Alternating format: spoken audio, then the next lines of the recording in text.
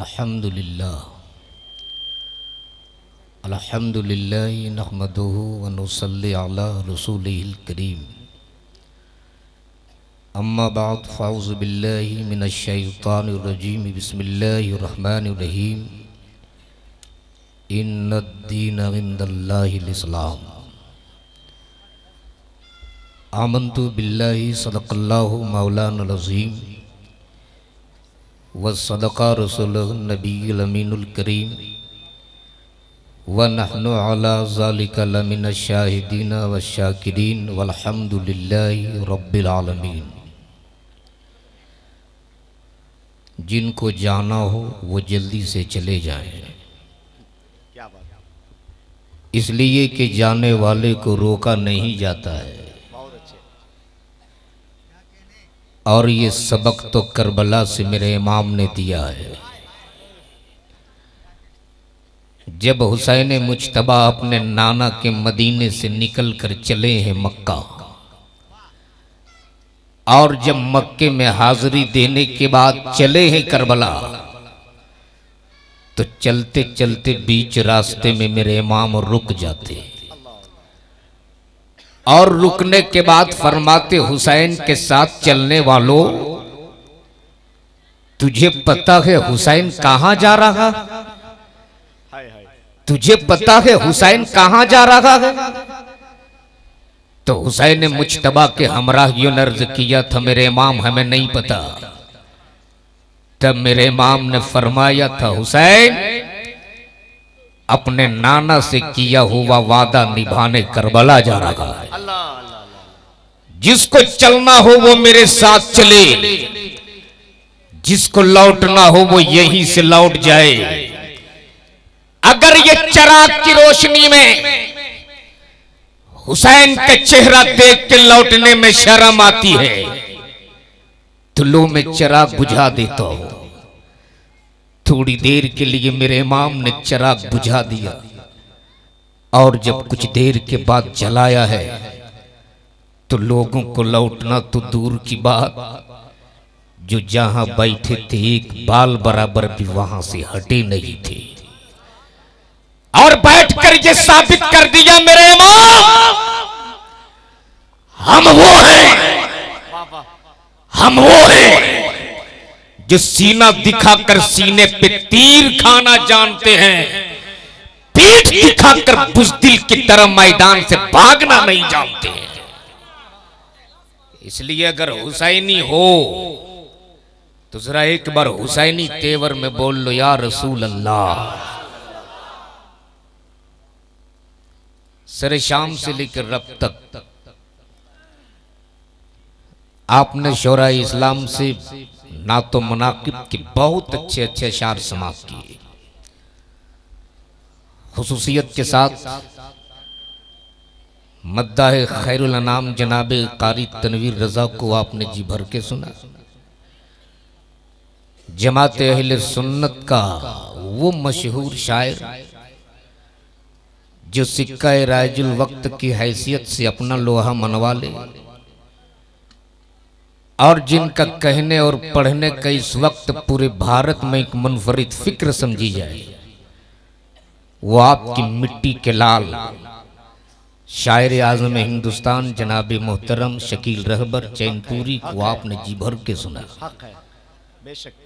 शायर अहले सुन्नत जिनका एक अलग लबो लहजा, मोहतरम जमजम फतेहपुरी को भी आपने बहुत अच्छा सुन लिया।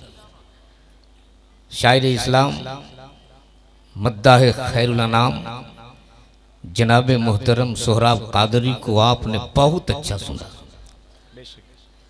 मैं कुर्ब जवार के मोहतरम मुअज़्ज़म उलमा इकराम और इमाम मसाजिद जिन्होंने रौनक के बज़्म होकर आज ये साबित किया है कि आज का ये जलसा सिर्फ कमेटी वालों का नहीं, बल्कि ये बज़्म तो रजा वालों का है। अल्लाह तबारक ताला अपने हबीब के सदक़े से कबूल फरमाए। जरा जोर से बोल लो आमीन। अच्छा बाबू, आप घुटना पकड़ के क्यों बैठे हो? बताइए, उम्र घुटना पकड़ने की? शकील भाई, एक आदमी घुटना पकड़ के बैठा तो उसकी बीवी भाग गई। माशाअल्लाह। आगे का मंजर मुफ्ती साहब, मुफ्ती शहाबुद्दीन साहब किबला तशरीफ रखे हैं। एक आदमी घुटना पकड़ के बैठा तो उसकी बीवी भाग गई। एक बच्ची की शादी हुई ससुराल से, जब पहली बार मायके आई तो दोबारा ससुराल जाने को तैयार ही नहीं। बाप बोला, बेटी ससुराल क्यों नहीं जाती हो? बेटी बोली, अब्बू काट काट के बोरे में डाल दो, ये हमें मंजूर है, ससुराल तो नहीं जाओ। बाप बोला, बेटी आखिर ससुराल क्यों नहीं जाना चाहती? तब बेटी बोली, अब्बू आपके दामाद को बहुत खतरनाक बीमारी है। अब तो माघ और पूस के कड़ाके के सर्दी में बाप के माथे से पसीने के कतरा। या अल्लाह, 2.5 लाख में दामाद खरीदा, ऊपर से एक अपाची दिया। सोराब भाई, घर में बाछी नहीं है और डिमांड है अपाची की। अच्छा है। घर में 500 खपड़ा नहीं है, डिमांड है 2.5 लाख। और मातम करो मातम, आज लोग अपनी औलादों को इस कदर बेच रहे हैं जिस तरह मार्केट में लोग जानवर की भी कीमत नहीं लगाते। कब तक बेचोगे अपने औलादों को? कब तक बेचोगे अपने औलादों को? मैं आऊंगा, लेकिन पहले सुनो। बाप ने पूछा, बेटी बीमारी क्या है? टीवी? बोले नहीं। ब्लड शुगर है? बोले नहीं अब्बू। बाप बोला, बेटी कैंसर है क्या? बोले नहीं। धड़कते दिल से बाप पूछ, बेटा बेटी कोरोना है क्या? बोले नहीं अब्बू। बाप बोला, बेटी बीमारी तो बता दे। तब बेटी बोली, अब्बू रात भर आपका दामाद बिस्तर पे लेट के नहीं सोता है, ये घुटना पकड़ के बैठे बैठे ही सो जाता है। तो भैया, जो लोग घुटना पकड़ के बैठे हैं वो लोग अपने अपने घुटनों को छोड़ दो ताकि आप तक घर महफूज रहे। जरा एक बार दोनों हाथों को उठा के बोल दो, या रसूल अल्लाह। नाज़िम इजलास नकीब आज़म हिंदुस्तान हजरत मौलाना अली रजा की बड़ी अच्छी शायरी अब तक आपने सुनी और आखिर तक इंशाअल्लाह इनको आप सुनेंगे। तो जरा एक बार मोहब्बत से बोल लो, या रसूल अल्लाह। जरा दोनों हाथों को फिजाओं में लहरा के बोल लो, या रसूल अल्लाह। अब अगले स्टेज की तवज्जो चाहूं, सिर्फ एक मतला और एक शेर, और वो भी किसी आयरू गैरू नत्थु खैरू का नहीं। क्या बात? एक आशिक का। हाँ, बहुत अच्छे। इसलिए कि शायर तो हर गांव में हर गली में मिलते, आशिक कभी कभी कहीं कहीं मिलता है। और उस आशिक का नाम है अल्लामा हसन रजा खान, जो है मेरे आला हजरत के मंझले भाईजान। बहुत अच्छे। लक़ब उनका है उस्ताद ज़मन। बेशक।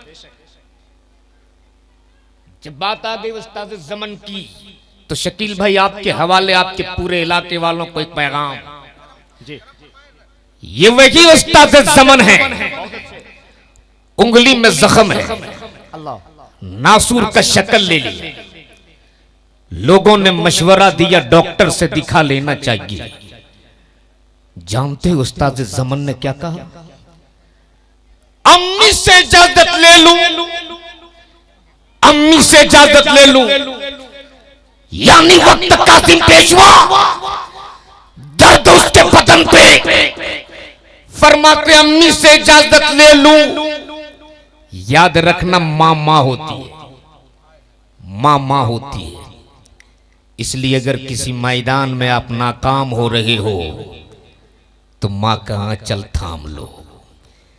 इसलिए कि मैं खूब जानता हूं, जब एक मां अपनी औलाद के लिए आंचल उठाती है तो जुबान से कम बोलती है, आंखों से ज्यादा बोलती है। और जब माँ की आंखें बरसने लगती है तो रब की रहमत भी झूमने लगती है। अल्लाह बेशक माँ माँ होती है। बहुत अच्छे। माँ ने इजाजत दे दी, उस्ताद जमन सीधे हॉस्पिटल। डॉक्टरों ने जख्म देख लिया, देखने के बाद बोले मौलाना ऑपरेशन करना होगा। उस्ताद जमन फरमाते डॉक्टर अम्मी से जख्म दिखाने की इजाजत लिया था, ऑपरेशन क्या कहना? ऑपरेशन का नहीं, पहले अम्मी से इजाजत ले लूं तब। मां ने इजाजत दे दी। उस्ताद जमन फिर हॉस्पिटल लेटा दिए बेड पर। थोड़ी देर के बाद डॉक्टरों ने इंजेक्शन निकाला। उस्ताद जमन फरमाते डॉक्टर ये इंजेक्शन किस लिए, ये इंजेक्शन से तुम क्या करोगे?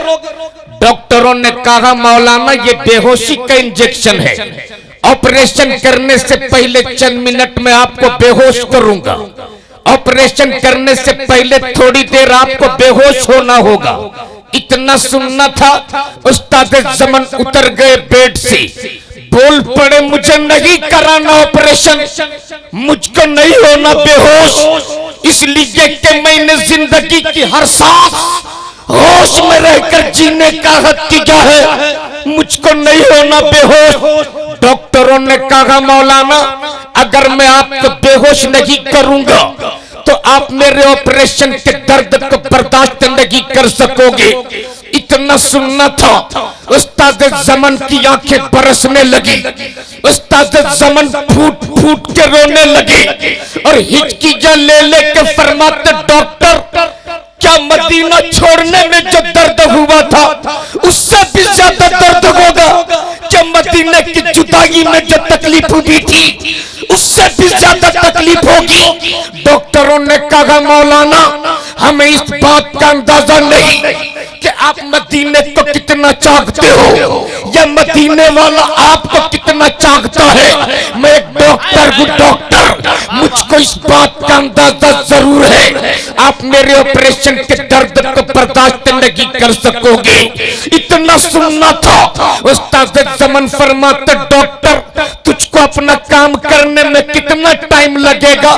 डॉक्टरों ने कहा 15 मिनट। उस्ताद जमन ने कहा जा मैंने तुझको 18 मिनट दे दिया, जब तुझको मेरे जिस्म में कोई हरकत ना मिले तब तुम अपना काम कर लेना। अब उस्ताद जमन फिर लेटा दिए बेड पर। थोड़ी देर के बाद डॉक्टर ने सुई चुभोई उंगली में, देखा थोड़ी बहुत हरकत बाकी है, डॉक्टर रुक गए। आधे मिनट के बाद फिर सुई चुभोई उंगली में, देखा जिस्म में कोई हरकत नहीं। तब डॉक्टरों ने ताबड़तोड़ अपना काम कर लिया और अपना काम करने के बाद डॉक्टर इस इंतजार में कि उस्ताद जमन आंखें कब खोले, उस्ताद जमन आंखें कब खोले। लेकिन जैसे ही 18 मिनट बीत गए उस्ताद जमन की आंखें खुल गई। जैसे ही आंखें खुली है डॉक्टर पकड़ पड़ा कदम नाज को और बोल पड़ा मौलाना इससे पहले मैंने बहुत ऑपरेशन किए, लेकिन जरा ये राज तो बता दे आखिर तूने मेरे ऑपरेशन के दर्द को बर्दाश्त कैसे किया? तब उस्ताद जमन फरमाते डॉक्टर सीने में जो दिल होता है वो दिल मेरे सीने में होता, तब ना मेरी उंगली क्या तेरे ऑपरेशन के दर्द को महसूस करती। मैंने तो अपना दिल मदीने में डाल दिया था। अल्लाह अल्लाह अल्लाह अल्लाह अल्लाह, हाय हाय हाय, जोर से बोलिए। मैंने तो अपना दिल मदीने में डाल दिया था, जब सीने में दिल ही नहीं तो दर्द कैसे होता? अल्लाह अल्लाह, क्या कहने। वाह वाह वाह। उस्ताद जमन फरमाते दिल दर्द से बिस्मिल की तरह लौट रहा है। जोर से वाह वाह। दिल दर्द से बिस्मिल की तरह लौट रहा हो। अमा सीने पे तसल्ली को तेरा हाथ धरा हो और गर वक्ते अजल सर तेरी चौखट पे झुका हो। बेशक गर वक्ते अजल सर तेरी चौखट पे झुका हो, अमर जितनी हो कज़ा एक ही सजदे में अदा हो। और आगे उस्ताद ज़मन फरमाते कि आता है फकीरों पे उन्हें प्यार कुछ ऐसा, आता है फकीरों पे। अच्छा एक बात बताइए, आपके दरवाजे पे फकीर आते कि नहीं आते? आते ना? क्या कहते हैं? अल्लाह के नाम पे दे दो, मौला के नाम पे दे दो। आप जेब से 10 का नोट निकालते हो, फकीर को दे देते हो। फकीर बदले में आपको क्या देता? क्या देता? जोर से दुआ। आप सलामत रहो, आपके घर बार सलामत रहे, आपकी औलादे सलामत रहे। आपने फकीर को भीख दी, बदले में फकीर ने आपको दुआ दी। बेशक, लेकिन एक चौखट ऐसी है, एक दर ऐसा है, एक बारगाह ऐसी है जहां से भीख भी मिलती है, दुआ भी मिलती है। क्या कहना? आता है फकीरों पे उन्हें प्यार कुछ ऐसा, खुद भीख दे, खुद भीख दे और खुद कहे मंगते का भला हो। और आगे उस्ताद ज़मन फरमाते कि ढूंढा ही करे। क्या कहना? जरा एक बार जोर से बोलिए सुभान अल्लाह। ढूंढा प्यार से बोलने या रसूल अल्लाह, या रसूल अल्लाह। जरा दोनों हाथों को फिजाओं में लहरा के या रसूल अल्लाह, या रसूल अल्लाह। अच्छा जब बात आ गई फकीर की तो थोड़ी देर के लिए चलो चलते हैं मौला अली की चौखट पे, और एक बार जरा दोनों हाथों को फिजाओं में लहरा के बोल दो या अली, या अली। यार मौला अली के नाम में तो इतनी गर्मी है कि अगर बर्फीली हवाओं में भी ले लो तो जिस्म से पसीना आने लगता है। तो जोर से बोल ले एक बार या अली, या अली। कहीं दीवार हिलती है, कहीं दर कांप जाता है, अली का नाम सुन के अब भी खैबर कांप जाता है। और फौलाद का दिल, पत्थर का जिगर, सब पारा पारा होता है जब नाम अली का लेता हो, मैदान हमारा होता है। इसलिए जोर से बोल ले या अली। सुनो मौला अली है कौन? कौन अली है? हजरत आज अगर किसी की हुकूमत एक मुल्क में हो जाए ना जी, तो 56 इंच की पेट पर 20 लाख का कोट पहन के घूमे। बड़ी बात कर दी।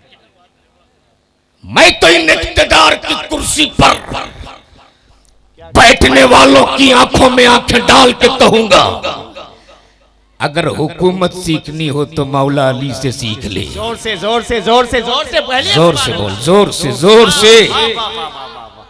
एक मुल्क में हुकूमत नहीं, कई मुल्कों पर, कई मुल्कों पर, लेकिन सादगी सुनोगे, टूटी हुई चटाई पर बैठते थे और सूखी रोटियों को पानी में भिगो भिगो कर खाते थे। एक दिन मौला अली टूटी चटाई पर बैठकर सूखी रोटियों को पानी में भिगो भिगो कर खा रहे। एक फकीर मौला अली के पास बोल पड़ा, बाबा कुछ खाने को मिलेगा? मौला अली फरमाते, अगर सूखी रोटी खाना है तो दस्तरखान पे बैठ जा, और अगर अच्छा खाना खाना है तो सामने दरवाजे पे दस्तक दी। फकीर फकीर था, बोल पड़ा, बाबा पूरी जिंदगी हमने गुजार दी सूखी रोटी पर, आज सूखी रोटी नहीं अच्छा खाना चाहिए। मौला अली फरमाते, जा सामने दरवाजे पे दस्तक दे। फकीर ने दरवाजे पे दस्तक दिया। थोड़ी देर के बाद दरवाजा खुला और दरवाजा खोलने वाला कोई और नहीं, मुस्तफा के नूरैन। जोर से जोर से जोर से, फातिमा के दिल के चैन, सैयदना इमाम हुसैन है। मोहब्बत से बोल लो, मोहब्बत से। अगर आप कुछ बोल देंगे तो शायद मेरी कुछ हिम्मत बढ़ जाएगी। जरा मोहब्बत से। सुभान अल्लाह। जैसे ही हुसैन मुज्तबा ने दरवाजा खोला, फकीर की नजर पड़ी। फकीर बरजस्ता बोल उठा, हुसैन तुम ही शबीह पैगंबर हो ना? हाँ। हुसैन तुम ही दोष पैगंबर के सर सवार हो ना? हाँ। ए हुसैन तुम उसी सखी बाप के बेटे हो ना जिनकी सखावतों की कसमें पूरी दुनिया खाती है? अल्लाह अल्लाह। हुसैन मुज्तबा फरमाते, हाँ।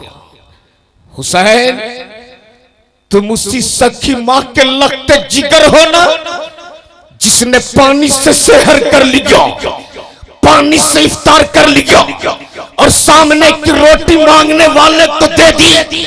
हुसैन मुज्तबा फरमाते, हाँ मैं उसी सखी बाप का बेटा हूँ, उसी सखी माँ का लखते जिगर हूँ, उसी सखी नाना का नवासा हूँ। तब फकीर बोल पड़ा, हुसैन उसी सखी बाप के बेटे के सामने, उसी सखी माँ के लगते जिगर के सामने, उसी सखी नाना के नवासे के सामने आज ये फकीर अपना खाली दामन लिए खड़ा है, अपनी खाली झोली लिए खड़ा है। हुसैन मेरे खाली दामन को भर दो ना, मेरी खाली झोली को भर दो ना।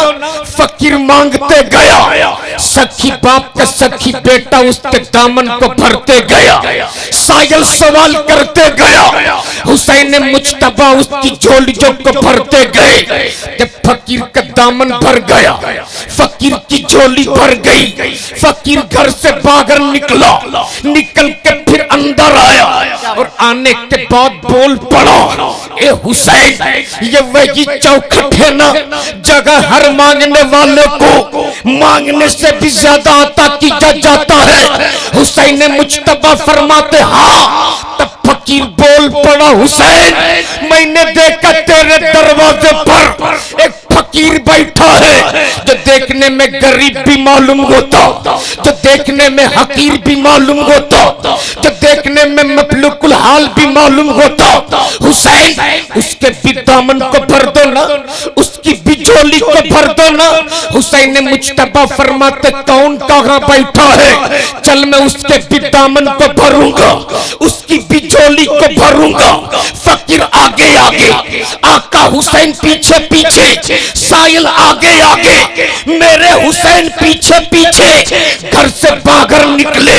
निकलने के बाद उस साइल ने जमीन पर बैठा एक शख्स की जानिब उंगली का इशारा किया और कहा, हुसैन देख वो गरीब बैठा है, देख वो फकीर बैठा है। जैसे ही हुसैन पाक की नजर पड़ी, आंखें फटी की फटी रह गई, दिल तड़प उठा और बरजस्ता बोल उठे, अरे ओ साहिल जिसको तुम फकीर समझ रहा है ये कोई फकीर नहीं, इस घर के मालिक मेरे बाबा हजरत मौला अली बैठे हैं। नारे तकबीर, नारे रिसालत, नारे हैदरी। हजरत अल्लामा शहादत हुसैन साहब किबला बरकाती। वाह वाह वाह वाह। वो है मौला अली जिनकी हुकूमत कई मुल्कों पर, लेकिन टूटी चटाई पे बैठ के सूखी रोटियों को खाते थे। आज इनकी हुकूमत एक मुल्क में हो जाए, एक मुल्क में, तो बादाम और काजू की रोटी खाए। मैं कहता हूं जालिमों, आज 3 महीने बीत गए, किसान रोड पर है, लेकिन इस जालिम हुकूमत की कानों में ज्यों तक नहीं रेंगती। मैं कहता हूं याद रखना, एक बार जरा मोहब्बत से बोल लो, ऐसे नहीं, जोर से और जोर से। आज आप एक अल्लाह के वली के उर्स में बैठे हो। ईमानदारी से बताना, आप जब कब्रिस्तान जाते हो तो क्या कहते हो? किसी को याद है? कब्रिस्तान जाते हैं तो क्या कहते हैं? अस्सलाम वालेकुम रहमतुल्लाह। सुभान अल्लाह। ये तो शकील भाई की मेहनत है कि इतनी नात खानी के बाद 12 बजे के बाद 1 बजने के और लोग अब तक बैठे हैं। वरना पूछिए जमजम साहब से, उड़ीसा में अगर जमजम साहब और शकील साहब की नात खानी हो जाए तो सिर्फ माइक वाला बचता है और स्टेज वाला, एक अनाउंसर रहता है और बेचारा एक अनाउंसर रहता है। लेकिन मुबारकबाद देता हूं आपको कि आज आप तकरीर भी सुन रहे हो, वरना अजीब बीमारी पैदा हुई इस कौम को। जब तक नात खानी होती है खूब वाह वाह, खतीब तकरीर के लिए बैठ जाए तो खुजली होने लगती है। बोले सही के गलत है? एक बार जरा मोहब्बत से बोलिए और जोर से। आप लोग भी बराबर कब्रिस्तान जाते तो क्या कहते हैं? अस्सलामु अलैकुम या अहलल कुबूर, यही कहते हैं ना। ईमानदारी से एक बात बताना, आज तक किसी कब्र से सलाम का जवाब मिला? नहीं मिला, फिर भी किए जाते हैं। तो आप कहोगे मौलाना मेरे मुस्तफ़ा ने किया है इसलिए हम भी करते हैं। जरा मोहब्बत से। सुभान अल्लाह। और अगर किसी कब्र से सलाम का जवाब मिल जाए तो पूरा वर्ल्ड वहीं पे इकट्ठा हो जाएगा। लेकिन किसी कब्र से सलाम का जवाब मिले ना मिले, चलो चलते हैं भारत के राजा, पूरी दुनिया के खाजा, आताए रसूल, औलादे बुतूल, सैयदना सरकार मोइनुद्दीन की बारगाह। जरा मोहब्बत से बोल लो, अरे जोर से। सुभान अल्लाह। तारीख सुनो, तारीख तकरीरें बहुत सुने हो।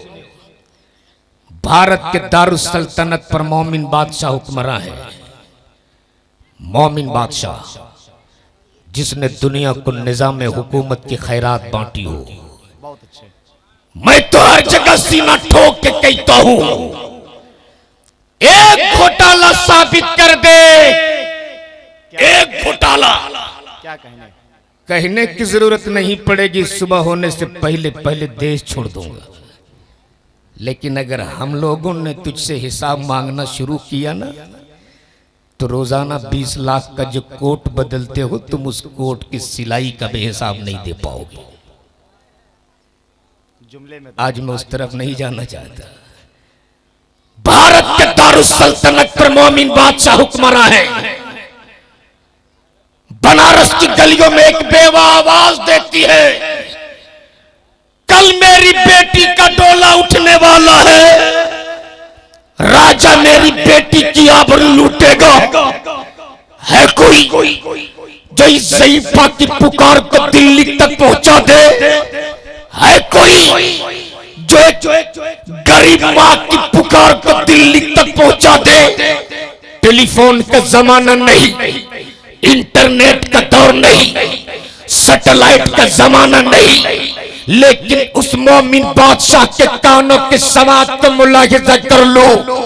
आवाज उठे बनारस की गलियों में, सुनाई दे दिल्ली के दारुस सल्तनत में। जोर से। औरंगजेब आलमगीर बोल पड़ा, मैं उस वक्त तक पानी नहीं पीऊंगा, उस वक्त तक पानी नहीं पीऊंगा जब तक कि अपने देश की एक बेटी की लुटती हुई आबरू की हिफाजत न कर लो। सुभान अल्लाह। जोर से बोलिए भाई। तो कल जब हम थे, जब हमारी सत्ता थी, तो हमने किसी की इज्जत लूटी नहीं बल्कि इज्जत बचाई है। और आज ये नारा लगाते हैं बेटी पढ़ाओ बेटी बचाओ। जालिम, ये नारा तो तुम आज लगा रहे हो। बेटी बचाओ का नारा तो मेरे मुस्तफा ने आज से 1450 साल पहले मक्के के वादी से लगाया था।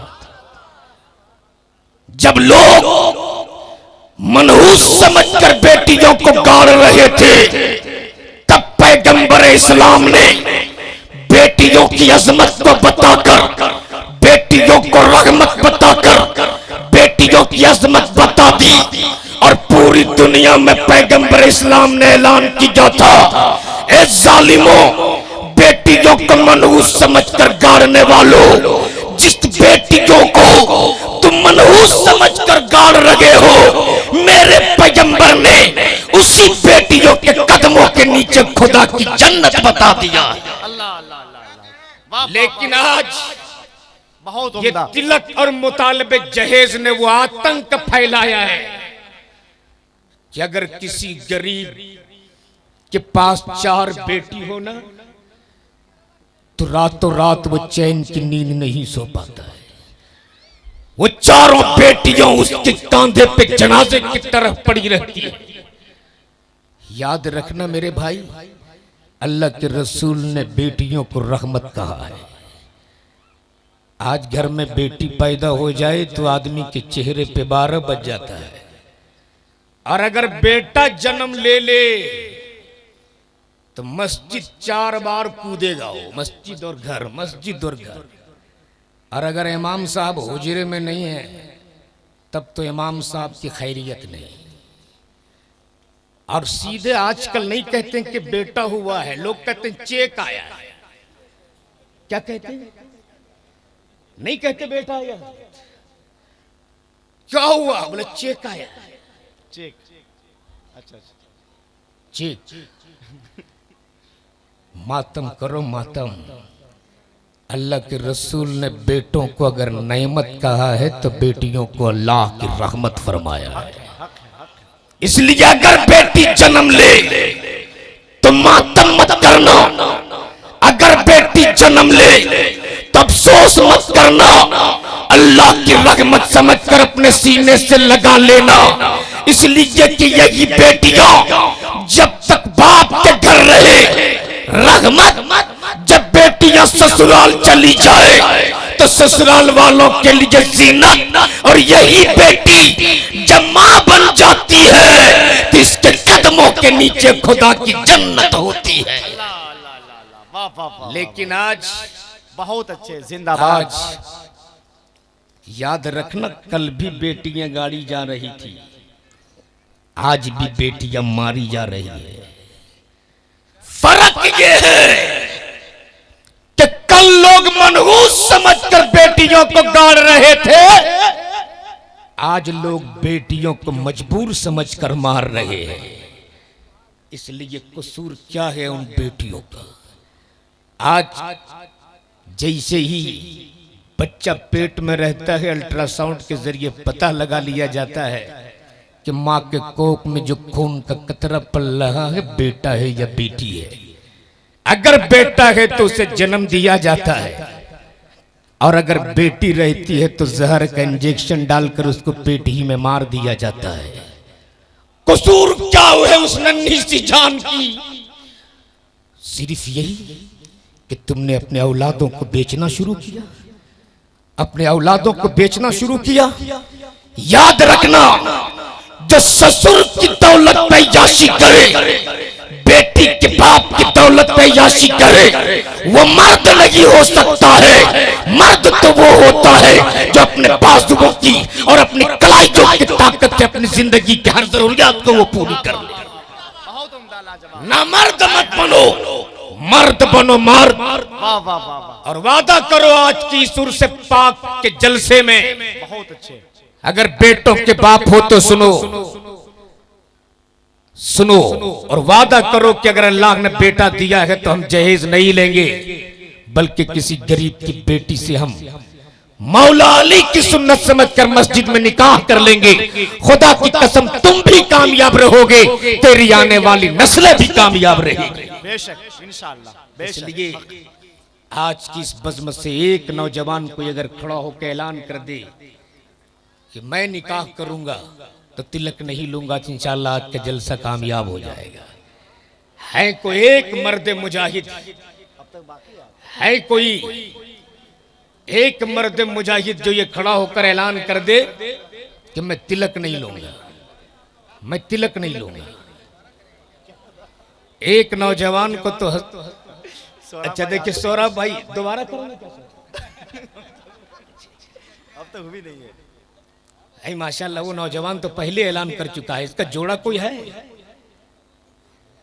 सब तिलक लेने वाले बैठे, सब मनसूबा बना के बैठे हैं। बेटा जवान हो रहा है गाड़ी लेंगे, बेटा जवान हो रहा अपाची लेंगे, बेटा जवान हो रहा 5 लाख लेंगे। जब तक समाज से ये बुराई खत्म नहीं करोगे ना, तब तक कौम में इनकलाब नहीं आ सकता। एक नौजवान तेरी शादी हो गई बेटा, इंशाअल्लाह ताला वादा करो कि नहीं लेंगे तिलक इंशाअल्लाह। जरा झूम के बोल लो या रसूल अल्लाह, और जरा प्यार से बोल लो या रसूल अल्लाह। औरंगजेब आलमगीर का जमाना है। औरंगजेब आलमगीर ने ऐलान किया था मैं उस वक्त तक पानी नहीं पीऊंगा जब तक कि अपने देश की बेटी की लुटती हुई भी आबरू की हिफाजत न कर लो। तो कल जब हमारी हुकूमत थी तो हम लोगों ने इज्जत बचाई है, इज्जत किसी की लूटी नहीं है। लेकिन जब से ये नारा लगा रहे हैं बेटी पढ़ाओ बेटी बचाओ का ना, तब से हजरत कहीं न कहीं ट्रेन में, बस में, आश्रमों में गैंग रेप का मामला रोजाना सामने आ ही जाता है। और ये साहब लोग आज तक कानूने बना रहे हैं कि बलात्कारियों को कौन सी सजा दी जाए। लेकिन सुन, बाल ठाकरे का बेटा उद्धव ठाकरे जैसा आदमी बोल पड़ा था, भारत से अगर बलात्कार को खत्म करना है तो मुसलमानों के पैगंबर मोहम्मद रसूलुल्लाह का कानून लागू कर दो। नारे तकबीर। अरे नारा इसलिए लगाया जाता है कि जवाब मिल जाए, सब लोग शामिल होकर जवाब दीजिए भाई, बेदारी पैदा करें। नारे तकबीर, नारे रिसालत, मजहबे इस्लाम, कानूने इस्लाम, पैगामे इस्लाम। औरंगजेब का जमाना है। बहुत अच्छे। आजकल भी कुछ बेनमाजी पीर मार्केट में निकले हैं। अच्छा, अब पता नहीं वो आपके इलाके में आए कि नहीं आए। अल्लाह का करम है कि आप जैसे लोग रहेंगे, मुफ्ती साहब जैसे लोग रहेंगे तो इलाका महफूज रहेगा इंशाअल्लाह। कुछ इलाके में डुप्लीकेट जाहिल पीर, बेनमाजी पीर, लोटा पीर, झोटा पीर, और पांचकुड़ा के इलाके में तो आलू पीर भी आ गए। पांचकुड़ा बंगाल जी, आलू पीर, आलू दम पीर। अल्लाह बचाए ऐसे पीरों से। हाँ, याद रखना, अगर ऐसे पीर तेरे पास आ जाए तो उसका इस्तेकबाल फूलों के हार से मत करना, उसके इस्तेकबाल लात से करना। इसलिए कि जो नमाज से रोके वो पीर पीर नहीं, वो तो पैर होता है। बहुत अच्छा। उस जमाने में भी कुछ डुप्लीकेट पीर आए थे जो मजारों की चादरों की अजमत बेच रहे थे। तब औरंगजेब आलमगीर ने ऐलान किया था, कल मैं मैसूर से चलूंगा, दिल्ली जाऊंगा, दिल्ली से अजमेर तक जाऊंगा, आस्ताने पे हाजिरी दूंगा, कब्रों पे सलाम करूंगा, जिस कब्र से सलाम का जवाब मिलेगा उस पे चादर डाली जाएगी, जिस कब्र से सलाम का जवाब नहीं मिलेगा उसे मिस्मार किया जाएगा। औरंगजेब आलमगीर चला है मैसूर से दिल्ली, दिल्ली से जयपुर, जयपुर से किशनगढ़, किशनगढ़ से जैसे ही औरंगजेब अजमेर की गलियों में दाखिल हुआ, बुलंद दरवाजे पे नजर पड़ते ही वक्त के शहंशाह अपनी औकात में आ गए। वक्त का बादशाह नंगे पैर जा रहा है। औरंगजेब आलमगीर अजमेर की गलियों में दाखिल होते हुए बुलंद दरवाजे से अंदर हुए, सरकार गरीब नवाज के आस्थाने पे हाजिरी दिए, सलाम किया, कोई जवाब नहीं। दोबारा सलाम किया, कोई जवाब नहीं। फौजों ने असलहे तान लिए। किसी ने चुपके से कहा, बहुत शोहरे सुने थे इसके कूचे की, बहुत चर्चे सुने थे इसके रोजे की, अल्लाह अल्लाह बहुत चर्चे सुने थे इसके मजार की, लेकिन जैसे ही औरंगजेब ने तीसरी बार सलाम किया अस्सलाम वालेकुम, वैसे ही मेरे मोइनुद्दीन के तुरबत से जवाब मिलता है वालेकुम अस्सलाम औरंगजेब सिद्दीक। जोर से सुभान अल्लाह सुभान अल्लाह। जैसे ही सलाम का जवाब मिला है, औरंगजेब ने अपना ताज उतार कर मेरे गरीब नवाज के मजार की पायती डाल दिया और बोल पड़े मेरे ख्वाजा मैं तो लुट गया था। अल्लाह अल्लाह। ए हिंद के राजा, मैं तो लुट गया था, ये तेरा करम है कि तूने मुझको बचा लिया, ये तेरा एहसान है कि तूने मुझको बचा लिया।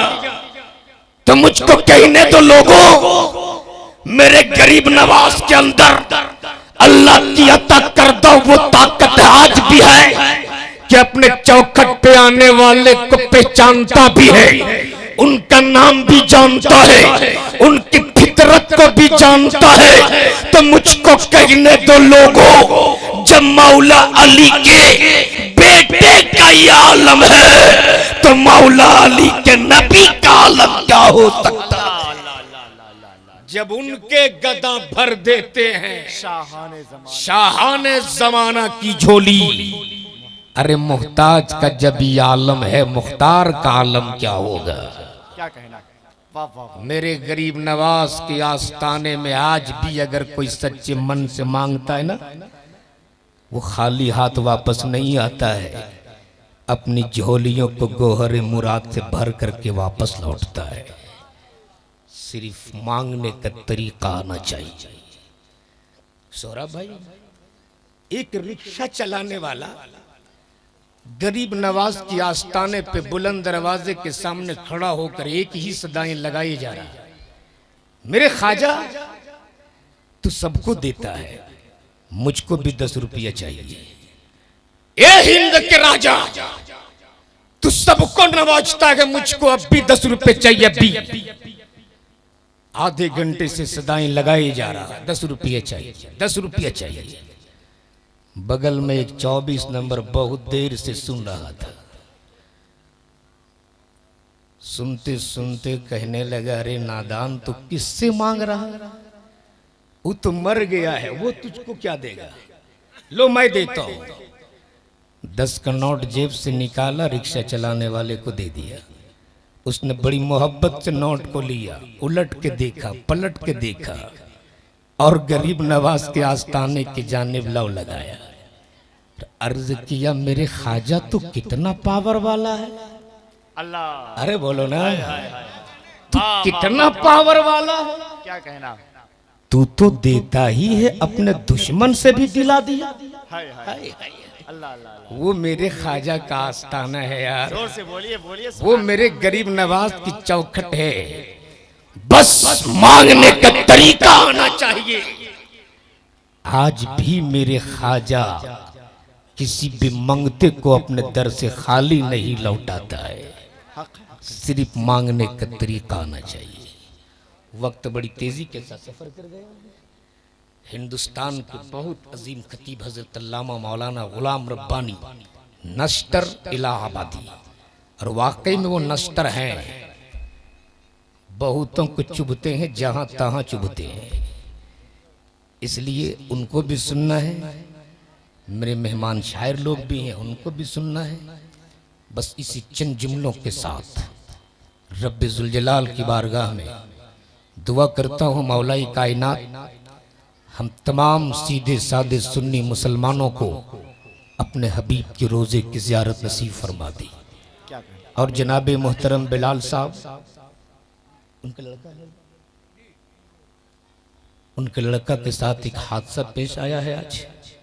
दुआ कीजिए अल्लाह ताला सेहत कामला और सेहत आजला अता फरमा दे। आमीन आमीन। हजरात, बस अल्लाह तबारक ताला हमारे इन नौजवानों के बाजुओं में वो हौसला, वो कुव्वत दे कि बातिल फिरकों का पंजा और जबड़ा तोड़ के रख दे।